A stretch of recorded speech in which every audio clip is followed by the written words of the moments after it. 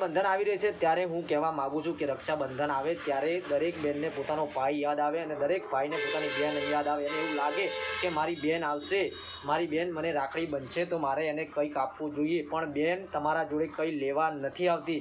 પણ એ બહેનોને હું કહેવા માગું છું, જે લોકો મારો વિડીયો જોતી હોય બહેન, તે બહેનને હું કહેવા માગું છું, ભાઈને પણ કહેવા માગું છું, એ બહેન રાખડી બંધે તો પોતાના ભાઈને એવું કે એક જ વાર એવું કહેજો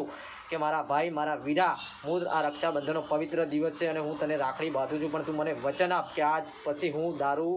કે કોઈ જાતનું વ્યસન નહીં કરું, આવું મને વચન આપ, મારે તારાથી કોઈ જોતું નથી। આ વાત તમે એમને 100% તમારા ભાઈને કહેજો। અને એ ભાઈને પણ હું કહેવા માગું છું, જો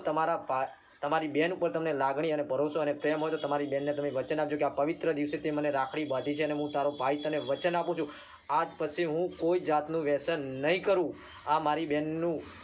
તને હું વચન આપું છું અને ત્યારે મારી કોઈ પણ જરૂર પડે તો તું ખાલી મને યાદ કરજે, મને એક મિસ કોલ કરજે, મને એક ફોન કરજે। તારો ભાઈ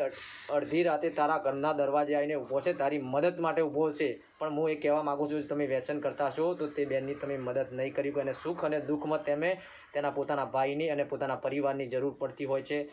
જો હું આ વાત સાથે કહેવા માગું છું કે ઘણી બહેનોએ